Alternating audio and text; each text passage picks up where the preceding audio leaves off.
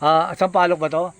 We are now in Sampaloc to the store of Rochelle, Halo Halo and Buko. And my brother Jojo. Mga sahog, Ayan ang palinda niya, oh.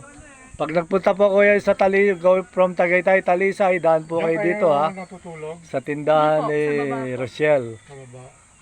I wish you luck, Rochelle, na makatapos ka Thank you po. para makapag-abroad. Ayun. God bless, Rochelle. Okay. Ito pa, may ano pala sila, may plant store.